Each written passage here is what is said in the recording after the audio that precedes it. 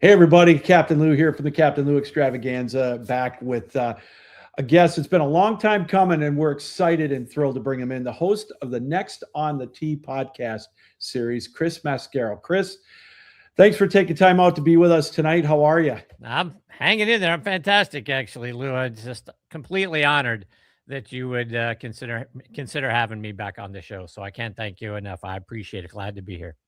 Well, the pleasure's ours, and so much going on in the world of golf. Of course, we just had the Masters tournament completed. Hard to believe it's already been a month ago. Before we get into everything else, give us your cliff notes maybe on what you thought of the Masters with Rory doing something that's very hard to do, and it's win it back to back. Yeah, no, all congratulations go out to Rory for being able to do that, right? I mean, it wasn't all that long ago when none of us were sure that he would win one, let alone come back and do it 2 years in a row. So getting that sort of monkey, whether for him, it was probably more like a gorilla off his back to complete the career Grand Slam, to win the Masters, and then to be able to kind of go and freewheel it from there and come back and do it 2 years in a row is completely unbelievable. And then just the way it kind of finished out, right? I mean, hitting that drive on 18, that thing could have gone anywhere. And to have a window open and then to pull off the shot that he pulled off was unbelievable. So when you look at, it was a roller coaster ride last year, and it was a roller coaster ride this year, right? I mean, we thought he had it in the bag last year, and then the chip shot on 13 that ends up in Rays Creek, you thought, oh, he's going to blow this thing. And then to hit the shot that he hit on 15 was unbelievable. Just as good on 17 to come back and do that. And one of the things that I certainly have now an appreciation for with respect to Rory is his mental game and his mental approach, because he could have gone in the tank both times, both years, and he didn't. He started out this year with a lead, then he gave it all back. And then, before the even finished the front nine, all of a sudden he goes from in front to being 2 behind Cam. And you think, well, there it goes. And Cam's going to win this thing. And then Rory completely regroups and comes back and is mentally strong and does what he does on the back nine. Now, again, until his tee-ball at 18. And sometimes the golf gods are with you, right? We've all been there, right, Lou? Sometimes, Yes. As I say to a lot of friends, and a guy said this to me many, many years ago, and it's always stuck with me with the game of golf. Sometimes you're the windshield and sometimes you're the bug in our game, right? And the golf gods were with him, and he ends up, getting it done 2 times. And like I say, congratulations to him. And I have a newfound respect for his mental game. Boy, I sure do too, Chris. And it's funny is, like in any sport, you get criticized if you play it safe, and you get criticized if you take a chance. And I would rather see him maybe take a chance in that tee shot on 18 like he did. But you know what? He came out of it as a champion. And I do too have a newfound respect for him. Yeah, same. Now really the world's his oyster, right? I mean, he's completed the career Grand Slam. He's won the Masters back to back. I mean, anything that he achieves at this point is gravy on his career. So, we haven't seen him for a couple of weeks. I'm sure we'll see him next week at the PGA, and what he does from here, boy, it's just all perfect for him, right? I mean, there's nothing left to prove. There's nothing left to, attain. I mean, yeah, you want to win as many majors as you can. That's where, the greats are measured by is winning majors. And then from there, to have career longevity. Well, I mean, right. We go back to 2010 when we first saw Rory with an opportunity to win the Masters. Mm-hmm. Didn't work out that time around. He was a young kid. There's a lot of things he needed to grow in his game. But now that he's done that, boy, he's been around for a minute. It's not like he's 25 years old. So he's been around. He's had some longevity. He's had spans where he's won his majors. I just think, now it's just a matter of where does he fit within the top 10, 15 players of all time. And he can just grow from here. So to me, it's just all gravy from this point. So let's jump around a little bit. Now, we've got the PGA Championship coming up this weekend. And, right. But first, I want to talk to you about the elephant in the room. And we all talk about it. If you follow golf at all, casual or serious like you do, and it's the LIV Tour. It's been in the news. It appears on the surface to be falling apart.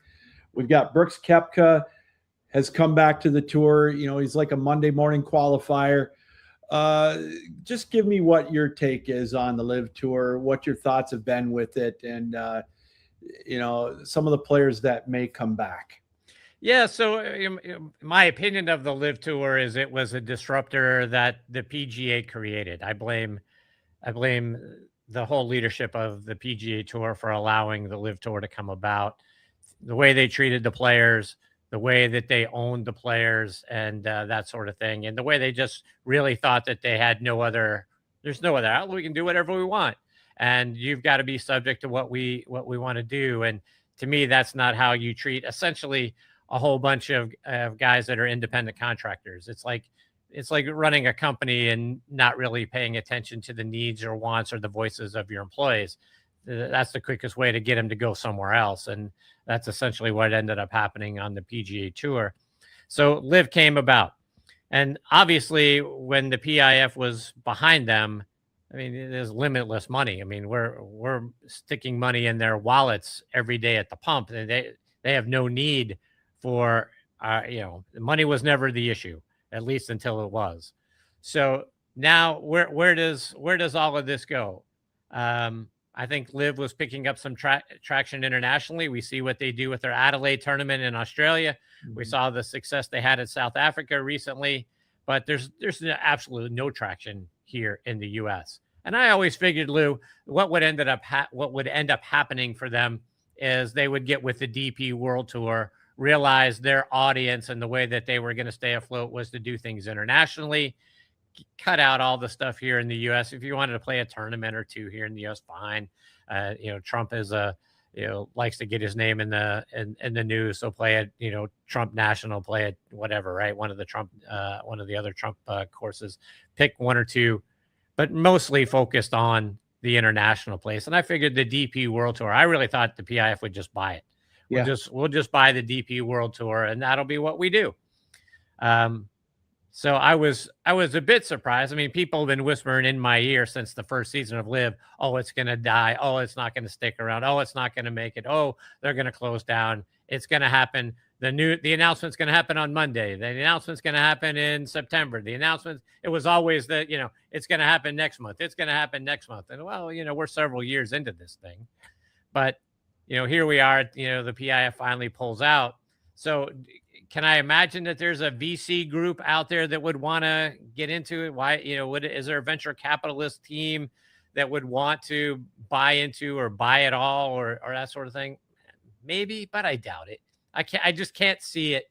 But, hey, it wouldn't stun me. I mean, we'll see how it all ends up playing out. But I really thought their market was internationally, and that's the way that they would go. And they would offer opportunities internationally for more players and that sort of thing. I didn't think the huge contracts would continue to happen. Yeah. But, they started buying up the young guys, right? I mean, it's the top amateur players. It's the top college players. They've had a handful of those make their way over there. So I kind of thought that's how it was going to play out. But I mean, at this point, Lou, I think it's going to end up having run its course. And now how do the rest of the players make their way back? And what does that look like? And how do you keep it fair? I mean, you would think John Rahm has got, the express lane to coming back. Patrick Reed is trying to play the game of, I'm going to go out there on the DP World Tour and I'm going to earn one of the top 10 spots. And you're going to have to give me a card because that's how you do it. That's already in place.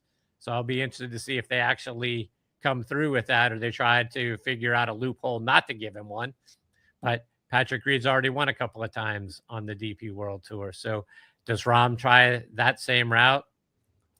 I don't know. And what does Bryson do, right? We all saw the headlines last couple of days, right? He's going to try to do something YouTube-ish. And he's certainly entertaining, and it's fun to watch his YouTube channel and all the challenges that he tries. And can we break 50 and, all of those sorts of things. And I think he's must-see golf. So like I say, Lou, I'm interested to see how the PGA Tour potentially handles having Rahm and DeChambeau. Do they find a way to have an exception, something for those guys versus the Joaquin Niemans and the other guys that might want to come back? is it fair across the board? Do they treat those guys differently because of where they are in the world rankings? I don't know. I'm interested to see. You know, it's funny. We live in such a litigious society. I think this is just my opinion, if they don't give them the opportunity that they gave Brooks Koepka to pay a quote unquote charitable donation, or what I like to call a fine, and, you know, go the same route, wouldn't you think they would open themselves up? I just am worried that the PGA Tour would look worse if they tried something different than what they did for Brooks Koepka.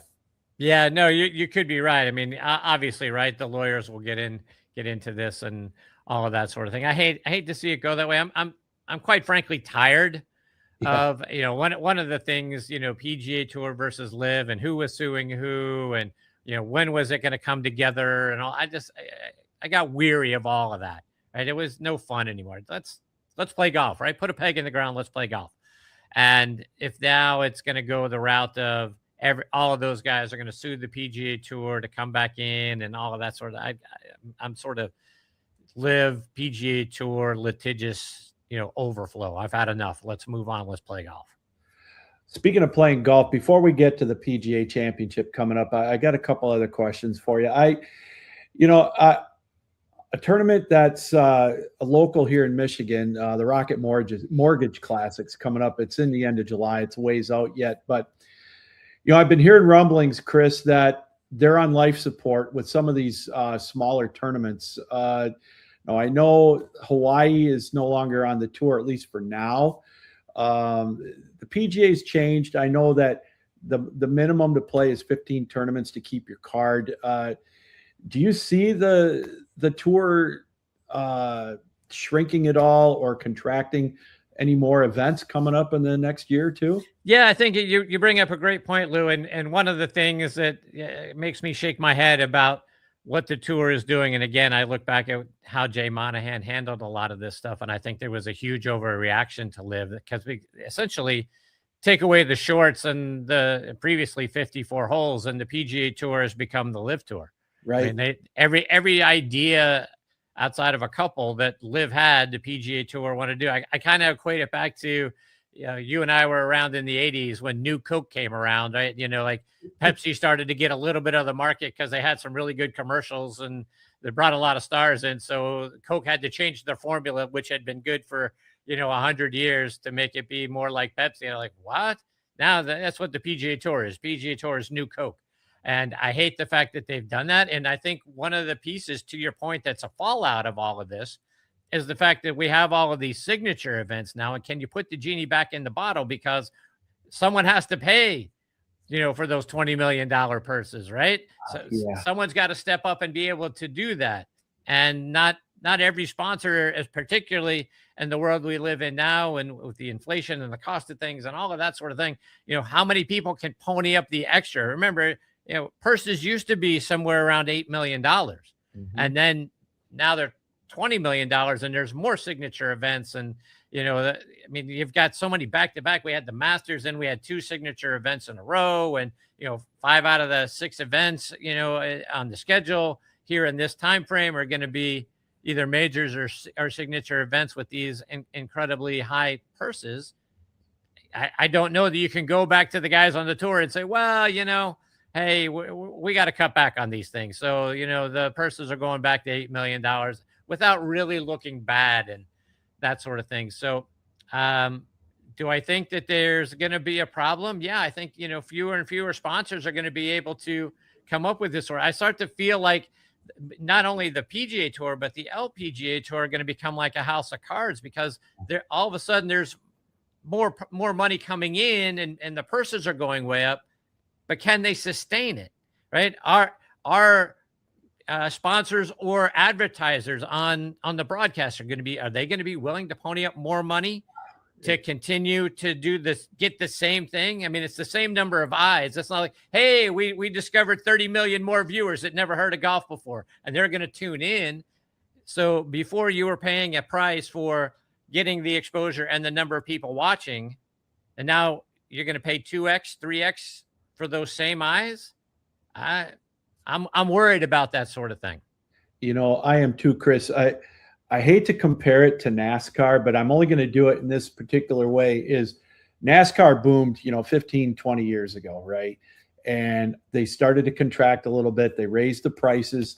Their popularity has fallen off. I don't care what anybody says. And all Michigan used to have 2 races. Now they're down to 1. That's what worries me about the PGA. You can only raise the ticket prices to get in to some of these events to cover some of that cost. And I that's what I'm worried about down the road. That's all. Yeah, no, I've got the same fear.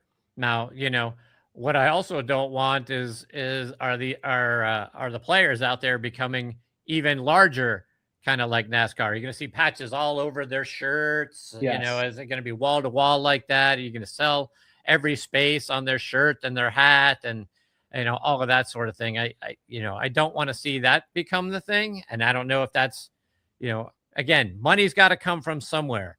And I just don't see that there is a large new pool of influx that you're going to be able to say to a sponsor, hey, we had an 8 share last year, and now we're going to have a 15 share. So you're going to get all those extra eyes, and that's going to increase your revenue by being out there. I just don't see where it comes from. And companies aren't in the business of cutting margins. We made, X percent.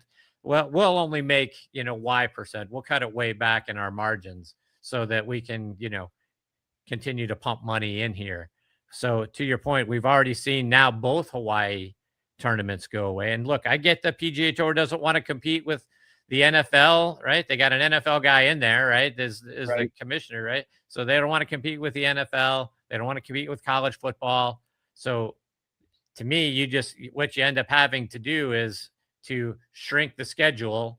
Therefore, you have to outlay less money, right, to put on a tournament. And that's the only way, in my opinion, to be able to keep the purses where they're at.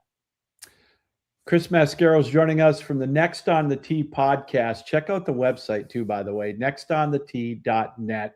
That's where you can go. You can get the episodes. It's such a great site to get all the information. One of the best, if not the best, podcaster for professional golf and golf instruction that's out there. Chris, let's talk about some fun stuff now. The PGA Championship, May 14th through the 17th, Aronimink, I think I pronounced that right, Golf Club in Pennsylvania. Yep.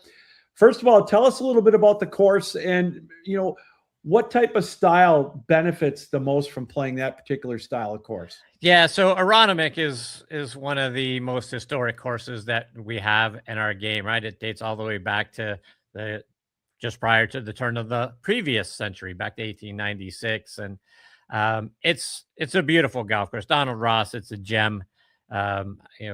Congratulations to Gil Hanse for getting his hands on it, because there were several other architects that had come in along the way that changed this and changed that and all that sort of stuff. And then Gil Hanse helped return it to the original Donald Ross kind of design concepts.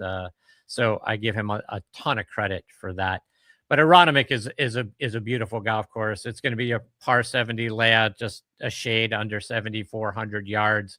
The elevated green, to me, it's very similar in my mind. The way I kind of look at it is it's like Augusta National with rough, because the lengths are very similar. We know Augusta National doesn't have rough, but Aronimink does. And it's, a lot of elevated greens, a lot of severe bunkering. The rough will be thick. The bent grass greens are going to be slick and fast. And a lot of the green complexes are very undulated. So, and there's a lot of spines that run through it. So what that means is, if you hit a spine, it can roll back down into one bowl area or kick forward into another. It's going to make some of the longer lag putts pretty interesting to watch. So you've got to be very precise. We know at Augusta National, there's spots on the green you have to hit if you're going to A, hold the green, or B, give yourself an opportunity to make birdie. And I think Aronimink is going to do essentially the same thing.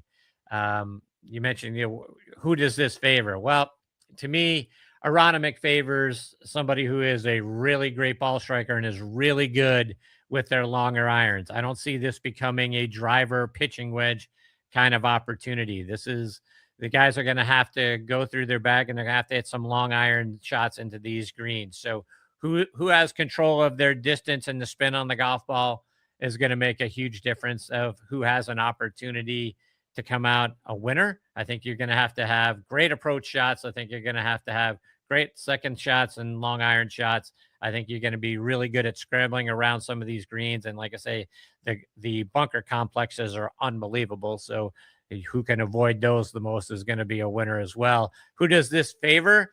Well, I mean, it's again, like we talked about a minute ago. Rory to me is on top of his game. No one hits it further. No one hits it better than he and Scotty Scheffler. So to me, those guys are 1 and 1A. If Scotty could just play great on Thursdays, he'd probably win every golf tournament. The guy is unbelievable on the weekends. If he could just not shoot 74 on Thursday, the guy could clean house. So that to me is a key for Scotty. Don't get too far out on Thursday because we know he's going to make a huge charge on Saturday and Sunday. And he just finished second this past week. Could have had a better opportunity if Thursday wasn't a deal. Now, the other thing that we've seen, right? I mean, Cam Young is a guy that is just unbelievable. He had an opportunity at Augusta, didn't pan out for him, but won a Players, won last week, going away. Scotty was the guy in second place. Scotty still shot his normal, great round on Sunday, but Cam matched him. I was really curious to see how Cam was going to play this past Sunday. Does he shoot 74 and Scotty shoots 67 and then Scotty goes on to win, or can Cam go out there and keep his foot on the gas pedal? And he did a great job of doing that. So no one's playing better than he is right now. So I think those are the three guys you're going to watch at the top. Who else can sneak in? Who else is playing really well? I mean, I keep waiting for Ludwig Oberg to step up and be the guy. I mean, I think he's got everything there is to have to be one of the dominant players, and he hasn't put it all together for 4 rounds. So I'm waiting for him to be the guy that is able to do that. Xander Schauffele, I mean, many people may not realize he still finished 9th this year at the Masters, and he always plays well there. And I'm waiting for him to kind of put it all back together. Kind of struggled for a little while, had some injuries, that sort of thing, but played awfully well last month at Augusta. So could he come out here and play well here? Yeah, I think he really can. And we all know what a great ball striker he is, and how well he hits his irons. And when you're talking about approach shots with longer irons, who's a great long iron player? Well, Colin Morikawa fits right in there as well. So those are the guys that I'm anticipating being there at the end of the day. There are other long horses. I mean, Tommy Fleetwood finally got the elephant off of his back when he finally won here in the U.S. I love Tommy. I think he's a great guy. Yeah. Wouldn't mind seeing him make a run. No one's more fun when they win than Shane Lowry.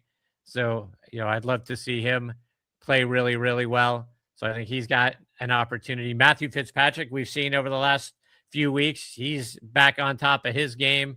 Nobody is a better bunker player than that guy is. He's extremely accurate. He's a heck of a putter. So he's a guy that I expect to be right up at the top of the leaderboard as well. Chris, is funny as I was reading up on the championship, and I believe it's the top 20 in the PGA Club Pro Championship. Yeah. But I was looking at how you could qualify for this tournament, and I think there's like 14 ways. And one of the interesting things to me was if you're on the Ryder Cup team, you're automatically in. And it's the last 2 senior PGA champions, I believe, can get in. It's kind of fascinating, and no amateurs in this tournament, if I'm not mistaken. Yeah. I think, one of the things, and it depends on what you like, right? I mean, one of the knocks always on the PGA Championship is the field isn't as strong. People, when they rank the majors, if you will, and even if you throw in the players, rank it last because of that reason, right? Well, you got a bunch of club pros in there. But it's the PGA Championship. It's the PGA of America. I mean, you don't want to give an opportunity to some of those guys to have an opportunity to play in a major and what that's like. Weakens the field. So what? I mean, the field's big enough 125, I believe, is in the field. I have to check the number, but I mean, you've got enough players that are in the field. It's not like you're limiting some of the best players in the world from having an opportunity to be in there. And so what if you have 20 PGA of America members get in there? I like to see those guys. Yeah. I like to give them an opportunity. I mean, look, I'm a little biased because a lot of those guys come on my show. Yeah. So, I enjoy seeing former guests out there playing in a major. I think that's fun to watch. Yeah. And then, who's the low club pro is kind of like being low amateur at the Masters or the US Open. So I like that sort of thing. I get, everyone to his own. Maybe you don't, but I do. So I've always loved to see which one of those guys qualifies to get in, and then who are the top, 1, 2, 3 low club pros that score well and play well. Oh, I agree with you. It's kind of neat to see somebody. I don't know, someone like me who's a below average golfer. You watch someone that might be a little easier to relate to. And I'm not saying club pros are bad golfers. They're all very good golfers, but you don't see them on the tour every week. So it's kind of neat to see them, be successful in this tournament. Yeah, absolutely. So yeah, I'm interested to see how it all plays out and how those guys, go along, and, just to, look at their scores and where they are in the leaderboard. I mean, look, how much fun was it a few years ago when Michael Block, came from out of nowhere, right? And was up there around the top of the leaderboard. And then for all the buzz that was around him, right, for the several months after that, and then obviously coming back the following year because he earned a right to play in there. So those are great stories. So one of the things that I bemoan on the PGA Tour for a lot of the things that they have changed over the last couple of years, fewer no Monday qualifiers anymore, lots of ways that there were great stories for people that got an opportunity, earned the opportunity to play in a tournament from week to week. Now they're not there anymore, and they're talking about fewer tour cards and all of that sort of thing. But one of the great things are the guys that qualified on Monday, and we had a handful over the course of history go on to win in a tournament, and now we don't get to have that anymore. So those are the kind of stories that I love and love to listen to, and love to talk to the guys that had an opportunity, that did that and earned their way in there and that sort of thing. And now we're being robbed of that. And so, the Cinderella stories, right? We all love a Cinderella story. That's what we watch March Madness for a lot of times, is the Cinderella team that makes a run. And I like the Monday qualifiers who make a run. So, well, who knows? Maybe we'll get a John Daly come out of nowhere. Yeah, there you go. Chris, 12th season of the Next on the Tee podcast, right? This is actually season 13. Yeah, we're about midway through season 13. Wow. Incredibly blessed, Lou, to be doing this. I mean, when I first started the show and doing a podcast, nobody even knew what a podcast was. Right. So, here we are, 12 and a half years into our, halfway through our 13th season, doing this show. And it's just been one of the great privileges of my life that I get to do this show, host this show, talk to guys that are my heroes growing up. I've got a lot of guys from the Champions Tour. A lot of those guys have become friends now. And it's, I can't tell you how grateful I am to all of those guys, and to the PGA professionals and the LPGA professionals that come and be a part of the show and share their stories and talk about things that, I just get to live vicariously through them to understand, what's it like coming down the stretch of a major championship, or trying to get your first win out on tour.